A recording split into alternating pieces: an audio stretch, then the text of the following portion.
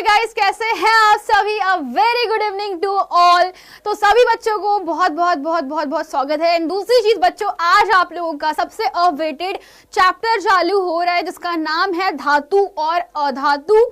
मैंने आपको chapter number 1 जिस दिन पढ़ाना चालू किया था उसी दिन से एक ही चीज समझाई है बच्चों कि याद रखिएगा केमिस्ट्री के 4 अध्याय एक दूसरे से संबंधित है। यानी कि अगर आप लोग प्रथम अध्याय को बहुत अच्छे से पढ़ चुके हो तो कहीं न कहीं आपके लिए अध्याय नंबर 2 और 3 बहुत आसान हो गए। अध्याय 4 की तो कहानी अलग ही है। तो मैं फिर भी कह रही हूं कि ये 3 अध्याय मन से कर लेना, तुम्हारी केमिस्ट्री मक्खन हो जाएंगी। तो कैसे हो guys, a very good evening and warm welcome. मेरा नाम है सुभद्रा माथनकर और मैं बच्चों आपको सभी को केमिस्ट्री पढ़ाती हूं। तो कैसे हो आप लोग, तैयार सारे बच्चे, रेडी, तैयार है? मैं बहुत मस्त हूँ, आप लोग भी उम्मीद करती हूँ आप लोगों से कोई बीमार नहीं पड़ा होगा एंड सबका बिल्कुल स्वास्थ्य बहुत अच्छा होगा, क्योंकि अभी मौसम बहुत परिवर्तनशील हो रखा हुआ है और इसमें बच्चों की तबीयत बहुत खराब हो रही है, मच्छर बढ़ रहे हैं, लोगों को डेंगू हो जा रहा है, किसी को मलेरिया हो रहा है, किसी को टाइफाइड हो जा रहा है। तो ध्यान रखिएगा सभी अपना, क्योंकि कहीं ना कहीं स्वास्थ्य सबसे पहले आता है, बाद में सारी चीजें आती है। स्वास्थ्य नहीं है तो कुछ भी नहीं रहेगा, ठीक है। तो वेरी गुड इवनिंग सभी को, कैसे सारे बच्चे? हाँ जी, सभी को बहुत बहुत बहुत बहुत बहुत प्रणाम। चालू करें क्लास को, जल्दी बताओ कैसे हैं सारे बच्चे, तैयार है आज की क्लास के लिए, यस और नो? हम जो जो पॉइंटर्स पे ध्यान रखेंगे वो ये है कि भाई धातु क्या होती है, अधातु क्या होती है, कैसे पहचान की जाती है, और हम समझेंगे आखिरी में वो सबसे इंपॉर्टेंट पार्ट रासायनिक गुण, जहां से रासायनिक समीकरण पूछे जाते हैं। तैयार हैं भाई, सब तैयार है? बढ़िया, कूल, वेरी कूल। तो भाई चलो चालू कर दे। भाई गुड इवनिंग भैया, भैया थोड़ी हूं यार मैं तुम्हारी, सुभद्रा दीदी बोलो मेरे को, दीदी, मेरा जेंडर फीमेल है ना? यस। तो सभी के सभी स्टूडेंट्स को मैं कुछ कुछ पॉइंटर्स बताते चले जाऊंगी। बेटा ध्यान रखिएगा, जो जो बातें मैं आपको बताऊंगी वो कहीं ना कहीं महत्वपूर्ण रहेगी। नोट पॉइंट में, ब्रैकेट में आप लोगों को समझाते चले जाऊंगी, ठीक है? ओके, चालू करें, ठीक है। गुड इवनिंग मम्मी, मम्मी याद आ रही तुमको क्लास के अंदर, मम्मी? ओके सो गाइस, बिना टाइम खराब किए चालू करते। सबसे पहले चलो मैं आपसे कुछ क्वेश्चन पूछूंगी इस अध्याय को चालू करने के पहले, क्योंकि बहुत ही बेटा बेसिक से प्रश्न है। अगर आप उत्तर कर पाते हो तो मैं ये समझूंगी कि आप बहुत सारी चीजों को ऑब्जर्व करते हो पर हम नहीं जानते साइंटिफिकली।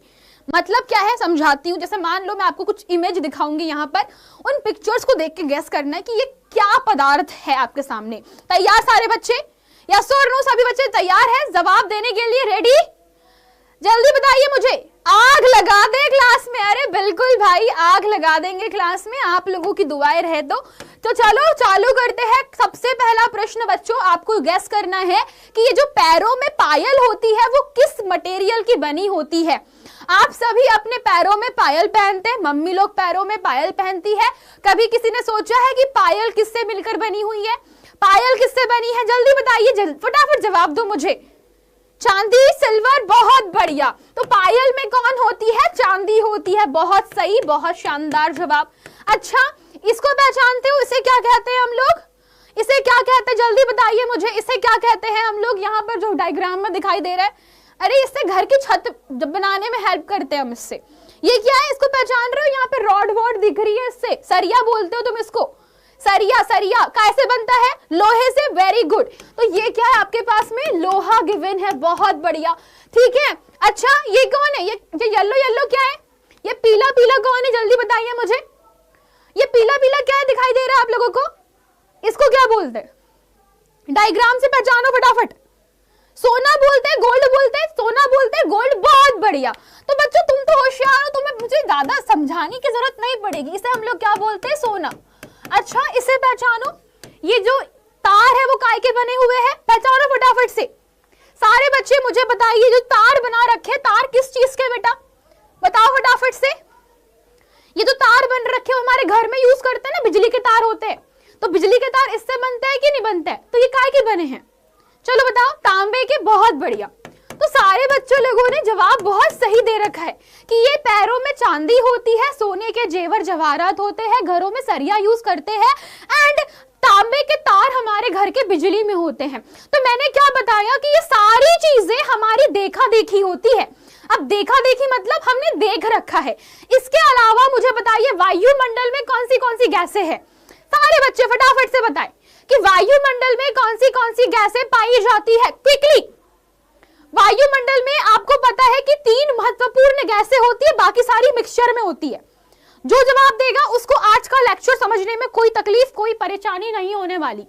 हाँ जी, कार्बन डाइऑक्साइड, दूसरी ऑक्सीजन, तीसरी सबसे इंपॉर्टेंट नाइट्रोजन। बहुत बढ़िया। पर कभी आपने सोचा है कि ये एक्चुअल में क्या है?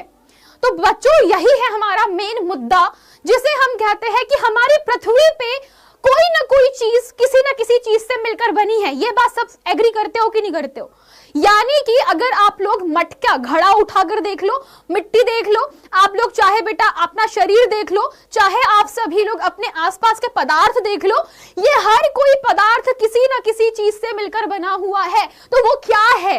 आपके दिमाग में भी एक चीज आती तो होगी कि हमारे चारों ओर के जो पदार्थ है वो किससे मिलकर बने हैं। तो इसका जवाब बेटा रसायन विज्ञान में ही मिलता है, और वो जवाब है कि पृथ्वी पर पाए जाने वाली छोटी से छोटी चीज, बड़ी से बड़ी चीज, चाहे वो आपका शरीर क्यों ना हो बेटा, ये कॉम्बिनेशन है बहुत सारे रासायनिक यौगिकों का, और वो रासायनिक यौगिकों में होते हैं तत्व, और वे तत्व बच्चा आपके पास में पाए जाते हैं 118। सभी बच्चों को बता देती हूं, पूरी पृथ्वी पर कितने तत्व पाए जाते हैं?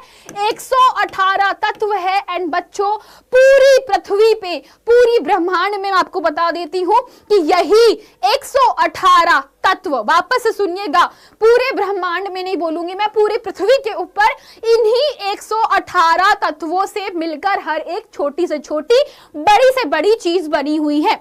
सबको समझ में आ गई? एक बात समझ में आ गई कि छोटी से छोटी, बड़ी से बड़ी चीज किससे मिलकर बनी है? इन 118 तत्वों से, जिसमें से कुछ को तो आप जानते हो, ये आपके जानकार है, ऑक्सीजन, नाइट्रोजन, कार्बन, ये सब आपके जानकार में है। लेकिन ऐसे कितने हैं? ऐसे इनकी संख्या कितनी है बेटा? 118 है टोटल। टोटल कितनी? जल्दी से मेरे पीछे रिपीट करो, 118। अब 118 तत्व में से कुछ होती है धातु, कुछ होती है अधातु।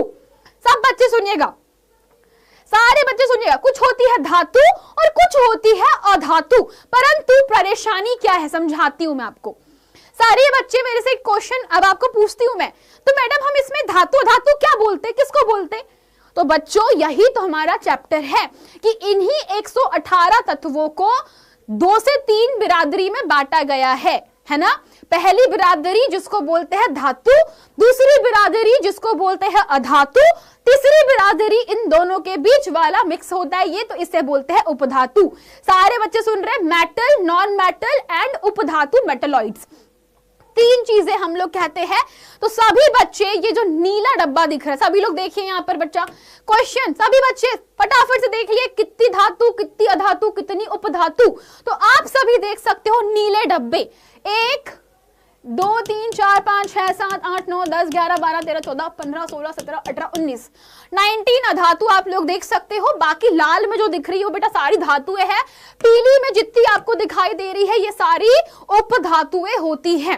तो अब क्वेश्चन कहां से आता है, क्या परेशानी है और हमें क्या करना है, इस अध्याय में हम लोग समझेंगे कि धातु अधातु एक्चुअल में क्या होते। सारे बच्चे सुनिएगा बच्चा, क्वेश्चन हमारा बहुत सिंपल सा है। तो मैडम आपने बताया 118 तत्व होते हैं, इनको 3 भागों में बांटा गया है, धातु अधातु उपधातु, परंतु इनकी पहचान कैसे की जाए, है ना? जल्दी बताओ मुझे सारे बच्चे। अब क्वेश्चन कहां से आता है? क्वेश्चन यहीं से आता है कि मैडम पहचाने तो कैसे पहचाने कि धातु कौन सी है और अधातु कौन सी है। सभी को ये बात दिमाग में क्लियर है? जल्दी से यस और नो में जवाब दीजिए मुझे, यस और नो। और फटाफट से एक बार क्लास को शेयर कर दीजिए अपने बाकी सारे फ्रेंड लोगों में।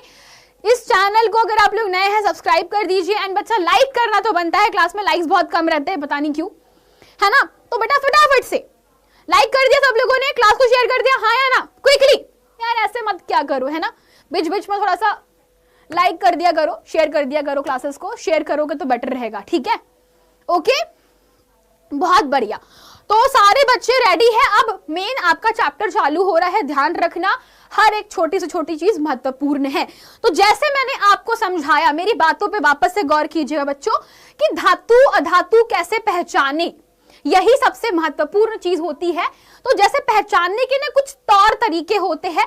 तौर तरीके मतलब आप ना देखकर पहचान सकते हो। पहली चीज देखकर पहचान सकते हो वो किस रूप में पाए जाते हैं, ठोस है, द्रव है, गैस है। भौतिक अवस्था क्या होती है बेटा? भौतिक अवस्था होती है ठोस, द्रव और तीसरी जल्दी बताओ मुझे, गैस। तो इनमें से कौन सी अवस्था में पाया जाता है? यस और नो? सिमिलरली विद्युत की चालकता, क्या ये विद्युत के सुचालक है या कुचालक है? इसी प्रकार से ऊष्मा के चालक है या कुचालक है? तो ऐसे कुछ पॉइंटर है जिसपे हमको पहचान करने हैं कि धातु कौन है, अधातु कौन है। तो तैयार सारे बच्चे मेरे साथ में जानने के लिए? तो यही हमारा मेन उद्देश्य था, धातु अधातु को पहचानना, कैसे पहचाना जाता है और इसके मूलभूत गुण क्या है। तो हम लोग दो तरीके से पहचान कर सकते हैं। सारे बच्चे ध्यान रखिएगा बच्चों, धातु धातु की पहचान आप लोग दो तरीके से कर सकते हो। एक होता है सामान्य रूप में, जिसे आप लोग बोलते हो भौतिक गुण, इसे हम क्या कहते हैं? भौतिक गुण कहते हैं। और दूसरा प्रकार होता है जिसे आप कर सकते हो बेटा रासायनिक गुण। तो रासायनिक गुणधर्म भी आप लोग चेकआउट कर सकते हो। तो रासायनिक अभिक्रिया के माध्यम से आप पहचान सकते हो। एक तरीका यह है कि आप लोग उस केमिकल की या उस पदार्थ की रासायनिक अभिक्रिया कर दो, या उसके आप भौतिक गुण से ऑब्जर्व कर लो। दो तरीके आपके पास में। हम सबसे पहले समझेंगे भौतिक गुणधर्म क्या होते हैं और फिर हम लोग समझेंगे रासायनिक गुणधर्म क्या होते हैं। तैयार सारे बच्चे? रेडी सारे बच्चे? बहुत बढ़िया। तो चलो चालू करते हैं। सबसे पहला भौतिक गुणधर्म जो है उसे हम लोग कहते हैं भाई दिखने में कैसा है। अब तुम लोग भी मान लो, मैं सबसे बेस्ट एग्जांपल तो बच्चों को यही देती हूँ भाई। देखो मेरे बच्चे बहुत खुश रहते हैं इस एग्जांपल से। मान लो आप आपके भैया के लिए भाभी ढूंढने जा रहे हो, तो भाभी को जब देखने जाओगे तो भाभी की क्या देखोगे तुम? रूप देखोगे, शक्ल देखोगे, सुंदर दिखाई देती है कि नहीं, है ना, गोरी चिट्टी है, कैसी है, सावली है। तो आप क्या करते हो? देखते हो। आपकी भाभी के जब आप देखने जाओगे लड़की, तो क्या करोगे? तुम देखोगे। सबसे पहला होता है अपीयरेंस, कि वो दिखती कैसी है ना। तो हम भी सबसे पहले क्या करेंगे? देखेंगे क्या ये धातु जैसी दिख रही है कि नहीं दिख रही है कि नहीं। तो बच्चों सबसे पहला होता है दिखावट। तो दिखावट के आधार पर आप कह सकते हो धातुओं में क्या होती? चमक होती है ना।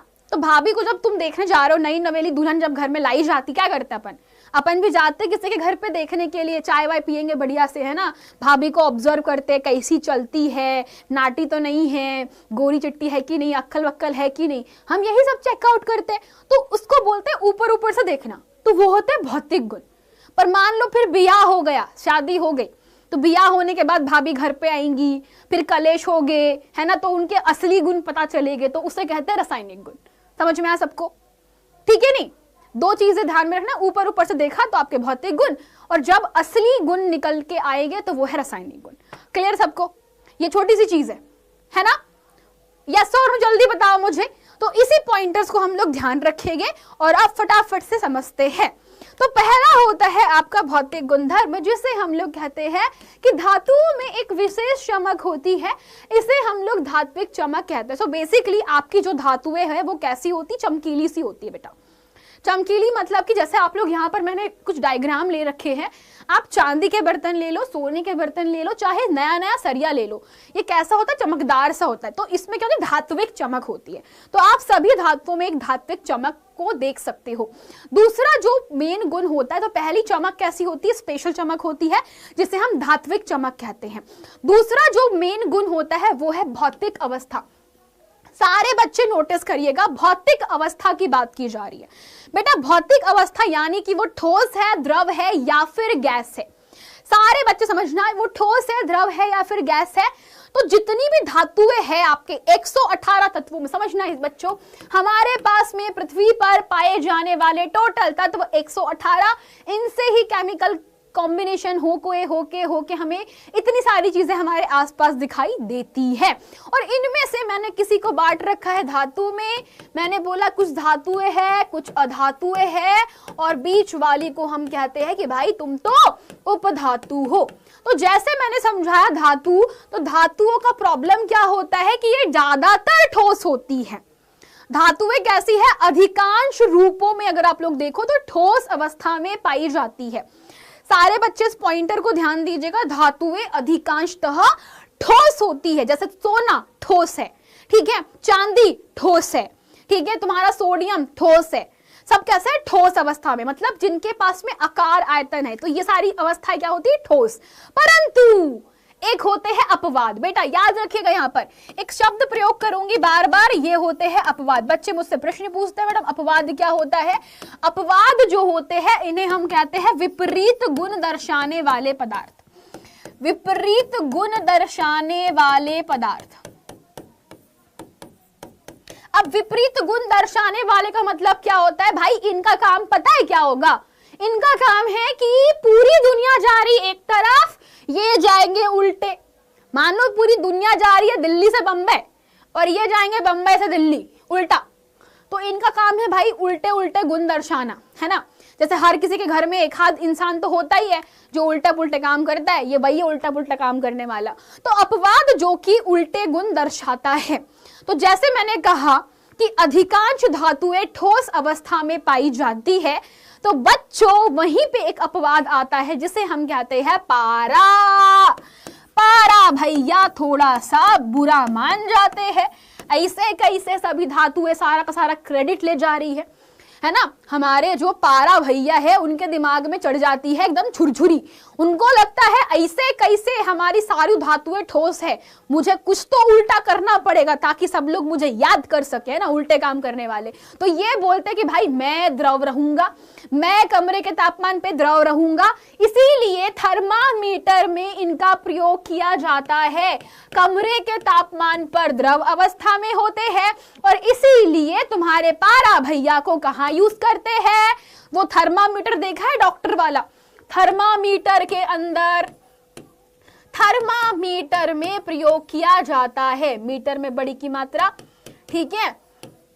तो थर्मामीटर तापमापी के अंदर किसका प्रयोग करते हैं, ये है आपका पारा। इसी प्रकार से सीजियम धातु थोड़ा सा और तापमान बढ़ाने पर तुम हथेली पे रखोगे वो पिघल जाती है ना, हथेली पे रखते से ही सीजियम पिघल जाती है।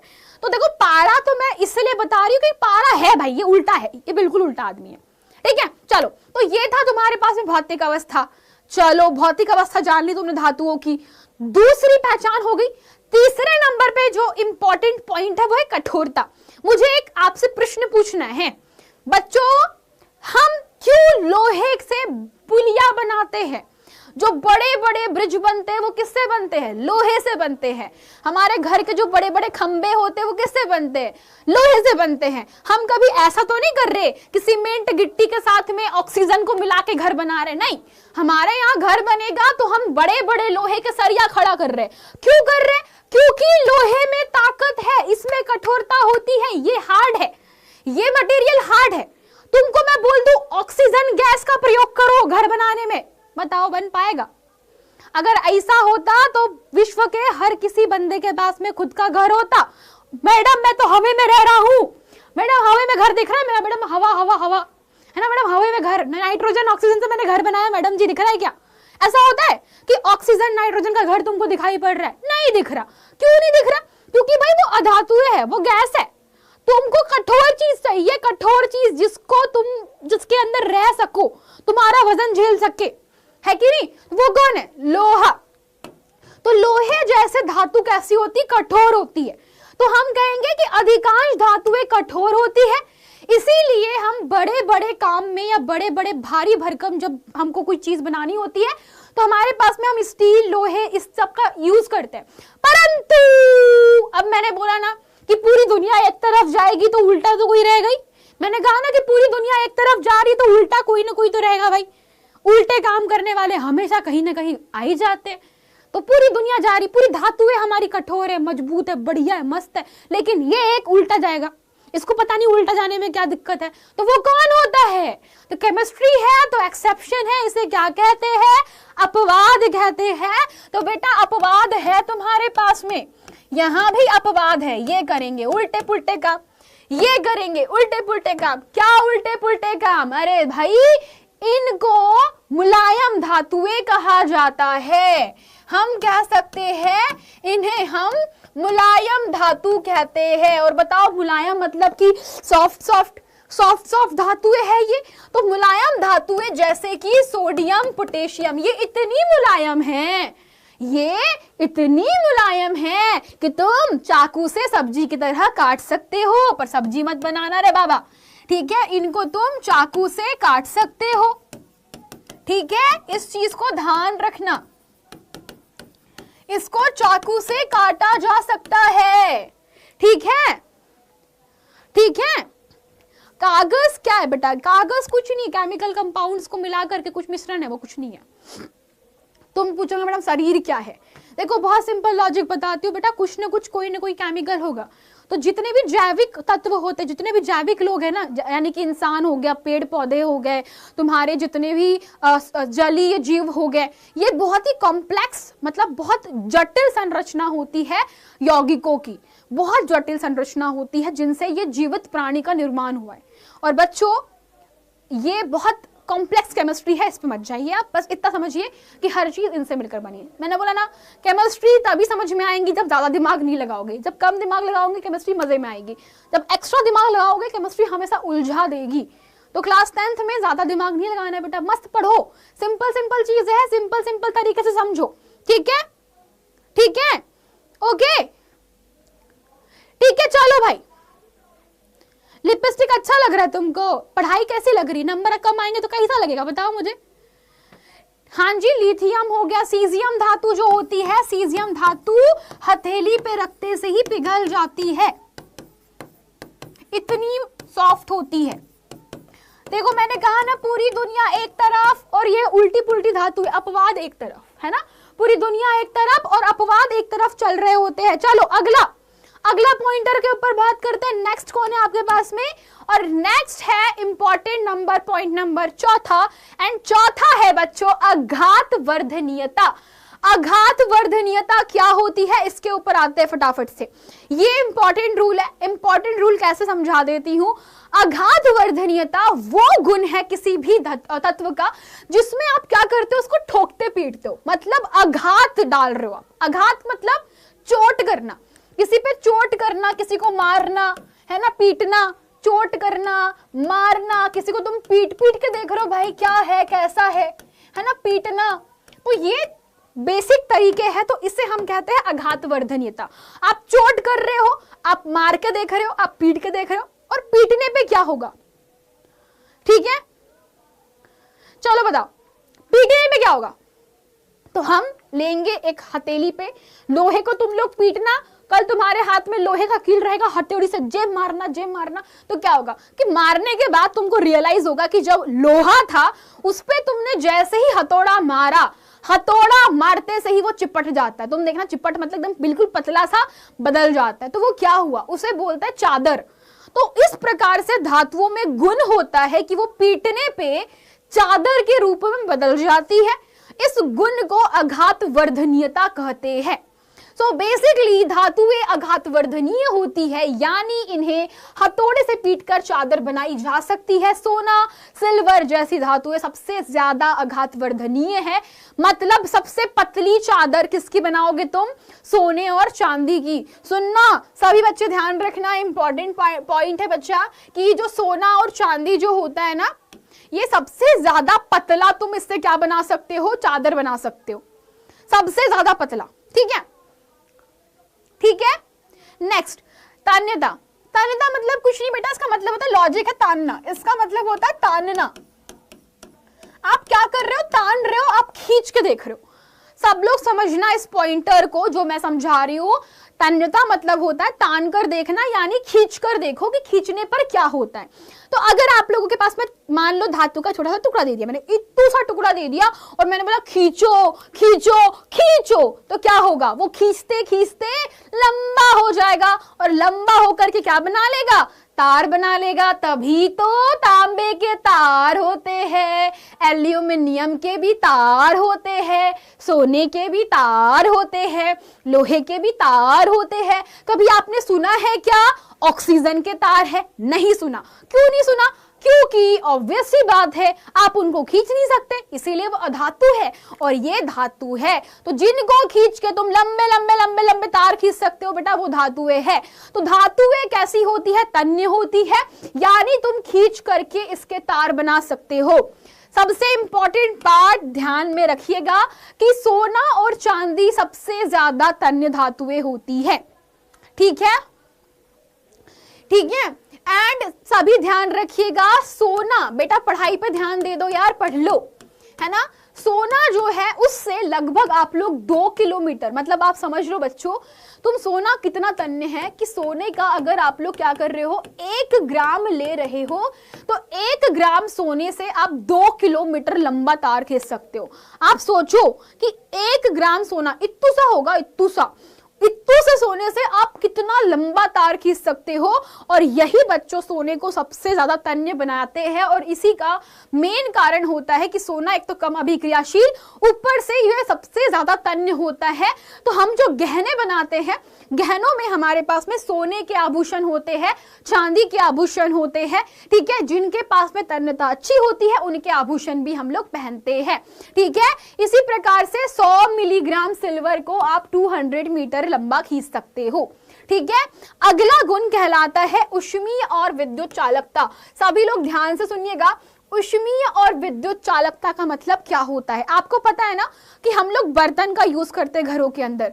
घर में हम जो खाना बनाने के बर्तन होते हैं वो बेटा अक्सर या तो स्टील के बर्तन होते हैं जो कि लोहे से बनता है, या तो एल्यूमिनियम के हम लोग बर्तन का प्रयोग करते हैं। सारे बच्चे फटाफट से एक बारी को ध्यान दीजिएगा और बच्चों क्लास को यार लाइक शेयर सब्सक्राइब करना मत भूलिएगा। सबसे पहला काम है आप लोग एक बार फटाफट से एक और बार शेयर कर दीजिए क्लास को, है ना। बोर तो नहीं लग रहा क्लास के अंदर किसी को? बेटा पढ़ाई पे फोकस कर लो, बोर तो नहीं मार रहा क्लास में? भाई पढ़ लो यार, पढ़ लो। हाँ जी, कर दिए पक्का?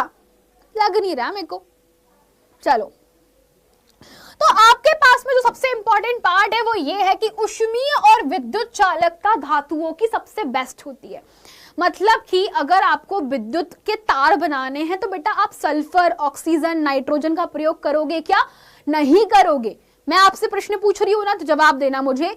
क्या आप सल्फर, ऑक्सीजन, नाइट्रोजन का प्रयोग करते हो क्या? नहीं करते। क्यों? क्योंकि वो विद्युत धारा प्रवाहित करते हैं क्या? नहीं करते। तो हम लोग इन सभी तत्वों का प्रयोग नहीं करते। हम प्रयोग करते हैं सोना, चांदी, तांबा, एल्यूमिनियम, इनके तार हम लोग विद्युत में प्रयोग करते हैं क्योंकि ये विद्युत धारा प्रवाहित कर सकते हैं। तो सभी धातुएं ऊष्मा की और विद्युत की सुचालक होती है, मतलब कि ये विद्युत धारा और ऊष्मा का प्रवाह कर सकते। ध्यान रखिएगा, ये क्या करते हैं? विद्युत और ऊष्मा का प्रवाह करते हैं, ठीक है। और विद्युत और ऊष्मा का प्रवाह करने के कारण हम कहते हैं सिल्वर धातु ऊर्जा और विद्युत की सबसे अच्छी सुचालक है। परंतु अब जैसे मैंने कहा कि क्या आपके पास में सभी धातुएं एक जैसी हो जरूरी है क्या? नहीं है। उल्टे काम करने वाले भी तो लोग होते हैं भाई, हर जगह पे होता है ना कोई उल्टा काम करता ही है।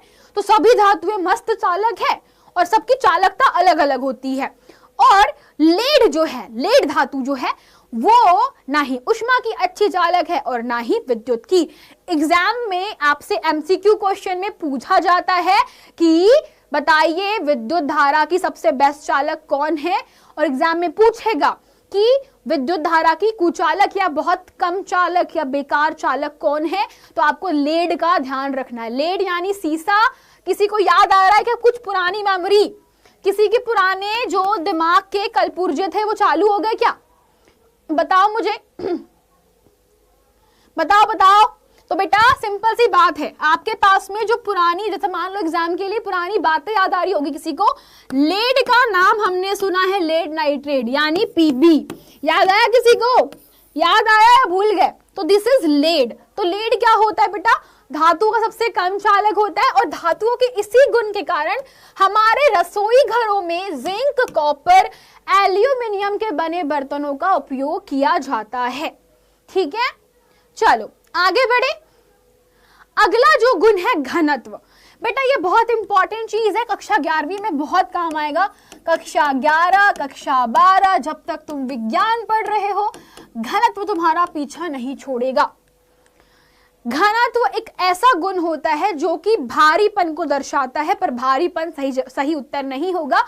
घनत्व का तात्पर्य होता है, जहां पर आप घनत्व देख ले, इसका मतलब होता है बेटा द्रव्यमान प्रति आयतन। सारे बच्चे सुनिएगा, इसे कहा जाता है द्रव्यमान प्रति आयतन। इसका तात्पर्य क्या है, इस पे हम बात करते हैं।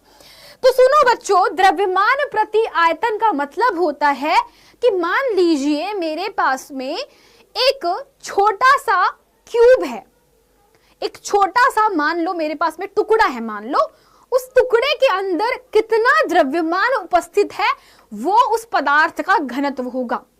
समझ में आ रहा है? तो हम कह सकते हैं धातुओं के प्रति एकांक आयतन में द्रव्यमान अधिक होने के से इनका घनत्व कैसा होता है, अधिक होता है। तो धातुओं का घनत्व कैसा होता है, सर्वाधिक होता है आपकी अधातुओं के मुकाबले। इस पॉइंटर को ध्यान रखिएगा, ठीक है। आगे तो ये थे किसके गुण बेटा, धातुओं के गुण थे। चलो बताओ मुझे इसी आधार पर अधातुओं के गुण आप लोग बताओगे। चमक कैसी होती है क्या चमक? उदाहरण के लिए मैं कुछ अधातुओं के नाम लिख देती हूँ। ऑक्सीजन, नाइट्रोजन, सल्फर, फास्फोरस, आपके पास में और एग्जाम्पल जैसे कि hydrogen, helium, neon, argon, etc. तो बच्चों ये आपके पास में ना कुछ अधातुएं हैं। अब सारे बच्चे मुझे इसके गुण बताएंगे, तो बताना मुझे चमक होती है क्या धातुओं के पास में? सारे बच्चे फटाफट से गाइस। हाँ जी, धातुओं पे चमक, अधातुओं पे चमक होती है क्या? नहीं होती। बहुत बढ़िया। इसे क्या बोलेंगे हिंदी में? चमक विहीन। चमक विहीन होती है, लेकिन अपवाद तो यहां भी है भाई। अपवाद तो है आयोडीन, ग्रेफाइट और हीरा, ये सभी चमकते हैं। अपवाद ध्यान रखिएगा बच्चों, अपवाद यहां पर भी है। हीरा जो कि कार्बन का अपर रूप है, कार्बन का बेसिकली ये कार्बन जो है हीरे के रूप में पाया जाता है, ठीक है। दूसरा ग्रेफाइट, तीसरा आयोडीन, ये सभी कैसे होते हैं? एक प्रकार से आप कहोगे कि अपवाद है, उल्टे काम करेंगे ये कैसे होते हैं? इनमें चमक होती है। इनमें क्या होती है? चमक होती है भाई, ठीक है। ये अपवाद है, अपवाद में चमक है, ठीक है। उपधातु बेटा धातु और अधातु के बीच में जो गुण दर्शाते हैं उन्हें हम उपधातु कहते हैं, क्योंकि ये कभी कभी धातुओं की भांति, कभी कभी अधातुओं की भांति व्यवहार करते हैं, जैसे कि सिलिकॉन, जर्मेनियम, है ना। और इनसे आज के समय पे हम कहते हैं सेमीकंडक्टर बन रहा है। सेमीकंडक्टर एक बहुत बड़ा इंडस्ट्री है जिससे आपके मोबाइल फोन की चिप्स बनती है, बहुत बड़ी चीज है वो, अभी आपको समझना नहीं है, इतना दिमाग मत लगाओ। दूसरा भौतिक अवस्था क्या होती है? भौतिक अवस्था कैसी है बेटा? अधिकांश धातुएं कैसी होती है? चलो बताओ, अधिकांश अधातुएं कैसी दिखाई दे रही है? चलो बताओ फटाफट से। हाँ जी, कौन बताएगा? अधिकांश अधातुएं गैस होती है। कैसी होती है? गैस अवस्था में पाई जाती है। और गैस के अलावा आप कह सकते हो यह जनरली ठोस रूप में दिखती है, और द्रव रूप में सिर्फ एक ही अधातु होती है जिसे आप ब्रोमीन कहते हो। इसे हम Br से दर्शाते हैं, ठीक है ना। इसको हम लोग बोलेंगे गैस में होती है। बहुत बढ़िया, बहुत शानदार। अगला, कठोरता कैसी होगी इसकी? कठोरता कैसी होती? नहीं होती, ये कठोर नहीं होती, इनमें कठोरता नहीं पाई जाती है। जनरली सभी अधातुएं गैस होती है ना, तो कठोरता का सवाल ही पता नहीं होता। दूसरा भंगुरता। भंगुरता बेटा बेसिकली भंगुरता तन्यता और आघात वर्धनीयता का उल्टा गुण है। तो बेसिकली भंगुरता मतलब होता है कि किसी भी चीज के ऊपर आपने चोट करी और वो बिखर जाए।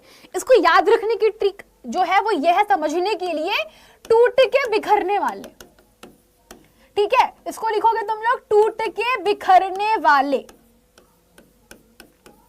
इसको कैसे याद रखोगे आप लोग? टूट के जो बिखर जाए उससे तुम भंगुर कहोगे।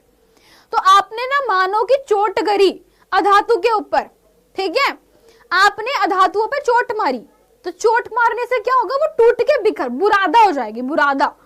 तो आप लोग जैसे मान लो कि ठोक रहे हो, है ना, आपके पास में सल्फर धातु है, आप उसको ठोक रहे हो ठोक रहे हो ठोक रहे हो, और वो क्या हो जाएगी, ठोकने के बाद में कन्वर्ट हो जाएगी इनटू बुरादा, वो बुरादे में कन्वर्ट हो जाएगी, ठीक है। इसे हम लोग क्या कहते हैं, इसे हम लोग कहते हैं कि आपके पास में भंगुरता वाला गुण पाया जाता है। फिर होता है बेटा अगला तन्यता। तन्यता मतलब कि तार खींचना, तो हम इसके तार नहीं खींच सकते, तो हम कहेंगे अधातुओं के तार नहीं खींचे जा सकते। एक इंपॉर्टेंट पार्ट मैंने जो आप लोगों को नहीं बताया है वो ये थी बेटा कि अधिकांश अधातुएं कठोर नहीं होती, परंतु याद रखना, परंतु हीरा प्रकृति का सबसे कठोर पदार्थ है।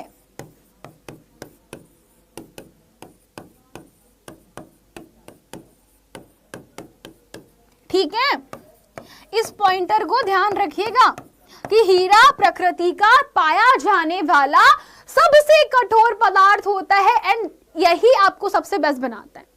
ठीक है, अगला पॉइंटर के बारे में बात करते हैं, चालकता क्या होती है भाई। अब देखो चालकता में ध्यान रखना ऊष्मा और विद्युत के चालक, ठीक है, तो ऊष्मा और विद्युत की चालकता होती है क्या नहीं। आप बताओ मुझे, बिजली के लाइन लगे रहते हैं ना, आप कहीं पर भी देखना बिजली के जो लाइन होते हैं ना वो लगे हुए होते हैं, और क्या उन बिजली के लाइंस में, बताइएगा मुझे, क्या उन बिजली के लाइंस के आसपास की जो हवा है उससे होकर आपको करंट लगता है क्या, नहीं लगता। हवा से करंट फ्लो होता है क्या, नहीं होता। मतलब क्या है, मतलब बहुत सिंपल सा है कि हमें करंट लग ही नहीं रहा। मान लो यहाँ पे लाइट लगा हुआ है, वहां पे खुले बिजली के हमारे यहाँ पे खुले सॉकेट है, मैं वहां पे हाथ डालूंगी तो करंट लगेगा, पर मैं खड़ी हूं तो मुझे करंट लगेगा क्या, नहीं लगेगा। करंट क्यों नहीं लग रहा, क्योंकि भाई हवा जो है विद्युत की चालक है क्या, नहीं है, वो कैसी है, कुचालक है। तो हम कहेंगे कि जो चालकता होती है वो नहीं होती, अधातुएं कैसी है, कुचालक है। आप लिखोगे कि सभी की सभी अधातुएं जो होती है वो कैसी होती है, कुचालक होती है। पर क्या ये सत्य है, परंतु यहां भी तो एक परेशानी है, लेकिन परंतु किंतु और बंधु। एक बात बताओ मुझको कि आपके पास में मैंने कहा अधातुएं कुचालक होती है, लेकिन अपवाद तो यहां भी पाया जाता है। उस अपवाद का नाम क्या होता है, कौन बताएगा। तो वो अपवाद का नाम है बच्चों जिसे आप कहते हो आपका, और वो अपवाद का नाम बहुत छोटा सा है, बहुत प्यारा सा है, जिसे आप कहते हो ग्रेफाइट। क्या ग्रेफाइट विद्युत का सुचालक है, बिल्कुल है। मैंने समझाया था पेंसिल की लीड में ग्रेफाइट होता है, मैंने समझाया था क्या कि पेंसिल की लीड, जो आपका पेंसिल होता है ना, पेंसिल पेंसिल जिससे होती है आपकी शादी पेंसिल, वो वाली पेंसिल, तो उस पेंसिल के अंदर आप जो लिखते हो ना लेड, उसमें बेटा जो लीड होती है ना, लीड वो ग्रेफाइट की होती है और वो विद्युत का चालन करती है। तो बेसिकली ग्रेफाइट कैसी है, सुचालक होती है। एंड घनत्व कैसा होता है, कम होता है, नो डाउट इन दैट। ठीक है, तो इस प्रकार से आपके पास में ये थे भौतिक गुण अधातुओं के, और वो थे बेटा धातुओं के। तो धातुओं के और अधातुओं के सभी भौतिक गुण हम लोगों ने कर रखे हैं। नाउ हमें ध्यान देना है किसके ऊपर, धातु और अधातुओं के रासायनिक गुणधर्म क्या होते हैं। तो सारे बच्चे तैयार हैं इसके लिए, नहीं अधातुओं को तार, देखो ये लिखा है ना, तन्यता नहीं होते, तार नहीं खींच सकते, तुम अधातुओं के तार नहीं खींच सकते, इसके तुम चादर नहीं बना सकते, अधातुओं के चादर नहीं बना सकते, है ना।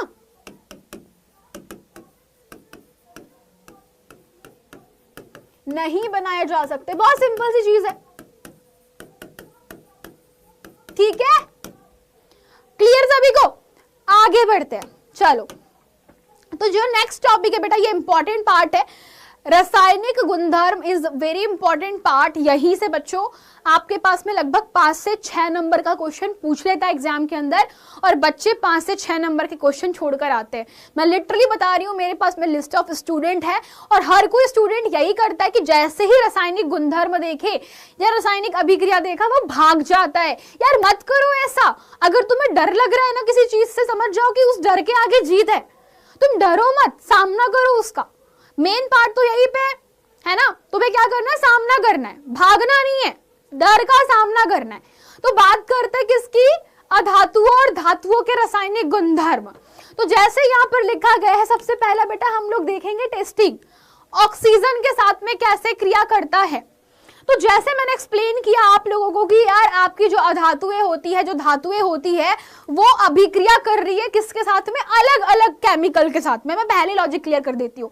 रासायनिक गुणधर्म का मतलब ये मत सोच लेना कोई भी बच्चा, ये बिल्कुल भी मत सोच लेना कि रासायनिक गुणधर्म का जो मतलब है वो बस ऐसा ही है कि मैडम ये अभिक्रिया, ये मैडम संयोग वयोग क्या बोल रहे हो मैडम, समझ में नहीं आ रहा। अरे बेटा एक दिमाग में चीज क्लियर कर देना। रासायनिक अभिक्रिया बोले तो तुमने इसमें केमिकल रिएक्शन करवा दिया, उसके साथ में केमिकल रिएक्शन करवा दिया, तुमने पानी में डाल दिया, तुम लोगों ने इसमें हवा में डाल दिया, तुमने ऑक्सीजन में जला दिया इसको, तुम लोगों ने किसी अम्ल में डाल के देख लिया, तुमने किसी क्षार में डाल के देख लिया। बस तुम एक्सपेरिमेंट कर रहे हो। बस तुम क्या कर रहे हो? एक्सपेरिमेंट कर रहे हो। एक्सपेरिमेंट करने से क्या हुआ? मेन है क्या हुआ। समझ रहे हो इस पार्ट को जो मैं समझा रही हूँ? तुम रिएक्शन करवा रहे हो मल्टीपल चीजों से, लेकिन हुआ तो क्या हुआ? अगर मैंने किसी धातु को ऑक्सीजन की प्रेजेंस में छोड़ दिया, अगर मैंने लोहे को हवा में छोड़ दिया तो क्या हो रहा है? अगर मैंने सोडियम धातु को वायुमंडल में लाया तो क्या हो रहा है? That is the important part, और यही हमको समझना है। तो जब भी तुम लोग क्या कर रहे होते हो, रासायनिक अभिक्रिया कर रहे होते हो, तो आपको यही ध्यान रखना है कि हम अलग अलग सिनारियों में अभिक्रिया करेंगे। तैयार सारे बच्चे? तो सबसे पहली अभिक्रिया होगी कि ऑक्सीजन के साथ में संयोग कैसे होता है। तो सभी धातुएं ऑक्सीजन के साथ में संयोग करके ऑक्साइड बनाती है। कितने बच्चे को याद है उदाहरण, मैग्नीशियम की रिबन को वायु की उपस्थिति में जलाना? एग्जाम्पल बेटा, सबसे पहला एग्जाम्पल, मैग्नीशियम की रिबन को Mg को O2 के उपस्थिति में जलाना। सभी बच्चे लोग बताइए मुझे, सबसे पहला एग्जाम्पल मैग्नीशियम की रिबन को जलाना याद है किसी को? याद है किसी को? यस और नो जल्दी बताओ मुझे। भूल गए है ना? आगे पार्ट पीछे सब पार्ट मैडम हम यही करते हैं। चलो कोई बात नहीं, लेकिन तुमको समझा देती हूँ बेटा। मैग्नीशियम की रिबन को जब तुम जलाते हो ना, तो जलाने से क्या होता है? सफेद रंग का तुम्हें एक यौगिक मिलता है चैप्टर नंबर 1, याद करो, वहां पे हमने कर रखा एग्जाम्पल। तो मैग्नीशियम को जब ऑक्सीजन की उपस्थिति में जलाया जाता है तो मैग्नीशियम क्या करने वाला है? ये ऑक्सीजन के साथ में संयोग करेगा, ठीक है, और संयोग करके बनाता है बेटा सफेद रंग की राख, जिसे तुम कहते हो मैग्नीशियम ऑक्साइड। कैसा होता है ये? सफेद रंग की राख होती है। ये कैसी होती है? सफेद रंग की राख कहलाती है, ठीक है। और यही तो बच्चों तुम्हारे पास में धातु का ऑक्साइड है। सभी सुनना, लॉजिक क्या है? धातु का ऑक्साइड। तो ट्रिक क्या होगी कि जब भी, तो ट्रिक क्या होगी आपके पास में? ट्रिक बेटा बहुत सिंपल सी है, और ट्रिक यही है कि जब भी आपके पास में कोई भी धातु, सुनना ये ट्रिक याद रखना, याद रखने की ट्रिक है कि जब भी आपके पास में कोई धातु, में याद यहाँ पे हैशटैग लगा देती हूँ, तुम याद रखना यार इस पॉइंटर को। जब भी कोई धातु किसी भी ऑक्सीजन के साथ संयोग करेगी, संयोग करके वही धातु अपना धात्विक ऑक्साइड का निर्माण करती है। क्या करती है? धात्विक ऑक्साइड का निर्माण करती है, धातु का ऑक्साइड बनाती है। एंड सभी को ध्यान रखना है कि उदाहरण बहुत सिंपल सा है आपके सामने, पर याद रखो यार कि क्या, जैसे मैंने बोला कि धातु, समझना सारे बच्चे, एक लॉजिक समझाती हूँ बेटा। यहाँ पे एक पॉइंटर है, लेकिन हमेशा याद रखना, केमिस्ट्री में हमेशा लेकिन आता है। ऑफ कोर्स धातु ऑक्सीजन से अभिक्रिया करके धातु का ऑक्साइड बनाती है, परंतु क्या ये सभी धातुओं के लिए सत्य है? मुझे बताओ, तुम्हारे घर में 10 लोग हैं, मान लो तुम्हारे घर में 10 सदस्य है, 10 लोगों का परिवार है और तुम्हारे घर का जो सरनेम है वो है शास्त्री। मान लो तुम हो शास्त्री जी के घर के लोग, तो मुझे बताओ क्या शास्त्री जी के घर में जितने भी सदस्य हैं वो एक जैसे होंगे क्या? यस और नो, जल्दी बताओ मुझे। क्या शास्त्री जी के घर के लोग एक जैसे गुण वाले होंगे? नहीं।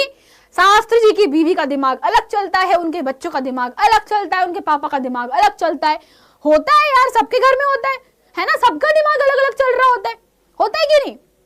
तो सिमिलरली अगर मैंने बोला कि सभी के सभी धातुएं, तो इसका मतलब क्या मैं हर किसी धातु के लिए बोल रही हूँ? नहीं यार, धातुओं में भी तो सेम चीज होती है कि हर कोई धातु एक जैसे अभिक्रिया करेगी क्या?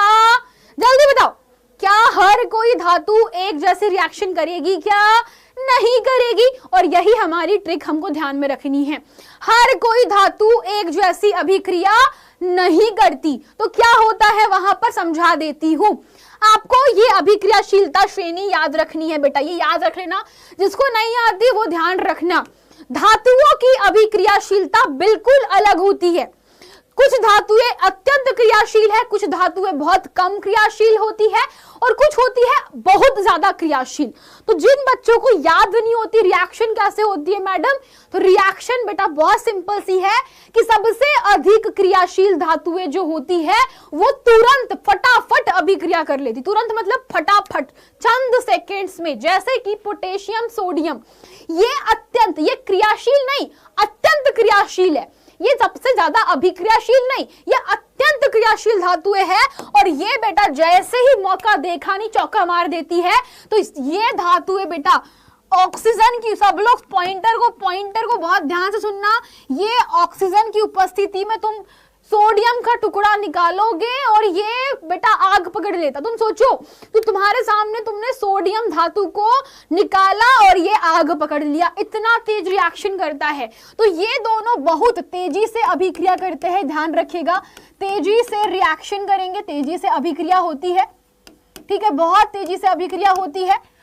कैल्शियम और मैग्नीशियम की मैं बात करूं तो कैल्शियम भी बहुत तेजी से रिएक्ट करता है, बट मैग्नीशियम, एल्यूमिनियम, सभी लोग सुनना, मैग्नीशियम धातु और एल्यूमिनियम धातु जो है ये धातु अपने शरीर पर, सब लोग सुनना, ये धातुएं अपने शरीर पर ऑक्साइड की कोटिंग कर लेती है।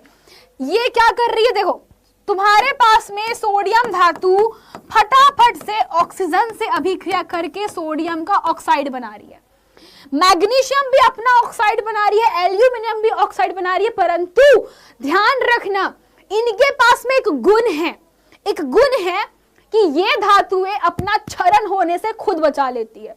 मतलब जैसे मान लो मेरे पास में ये मैग्नीशियम धातु है, तो मैग्नीशियम धातु अपने आसपास के जो भी वायुमंडल में उपस्थित ऑक्सीजन है बेटा, उससे अभिक्रिया करेगी और अपने ऊपर धीमे धीमे एक छोटी सी पतली सी परत चढ़ा लेती है मैग्नीशियम ऑक्साइड की। अब इससे फायदा क्या होता है? इसने कपड़े पहन लिए, कौन से कपड़े पहने? मैग्नीशियम ऑक्साइड के, MgO के। तो मैग्नीशियम ऑक्साइड की परत बेटा जो बीच की धातु है उसको सुरक्षित रखती है, ध्यान रखना, इंपॉर्टेंट पॉइंट है कि मैग्नीशियम धातु जो है बेटा वो क्या करेगी? अपने आप को प्रोटेक्ट करती है। Same for aluminium. आप लोगों ने जब मैग्नीशियम के रिबन को जलाया था तो आपने तुरंत रिएक्शन करवाई थी, लेकिन हम उस रिएक्शन के पहले मैग्नीशियम की रिबन को घसते हैं। हम क्यों घसते हैं? घसने का रीजन बहुत सिंपल सा है कि घसने से हम मैग्नीशियम के ऑक्साइड की परत हटाते हैं। तो परत क्यों हटाना पड़ता है? क्योंकि तुम्हारे पास बेटा उस परत के कारण, तुम्हारे पास में जो परत है वो किसकी है? मैग्नीशियम की ऑक्साइड की है। और यही लॉजिक हमें ध्यान रखना है, रिमेंबर दिस पॉइंट, ठीक है? ठीक है,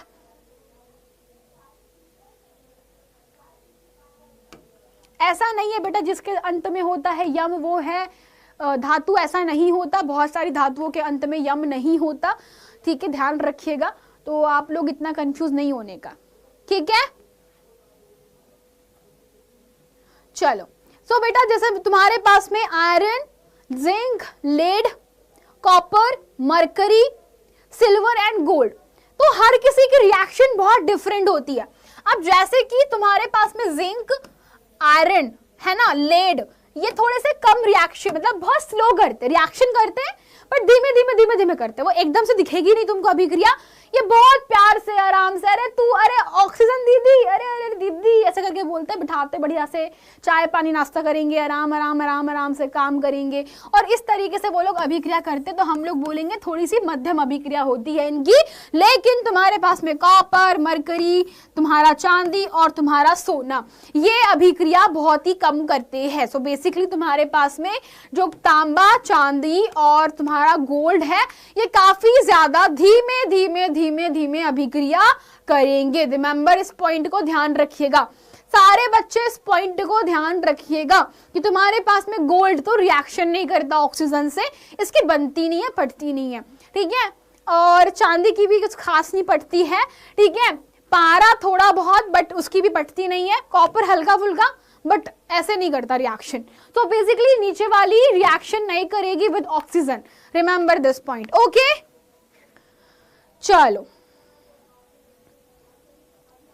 तो बेटा ये थी आज की क्लास। अगली क्लास में हम लोग कुछ और पॉइंटर्स के साथ में आगे की क्लास को कंटिन्यू करेंगे।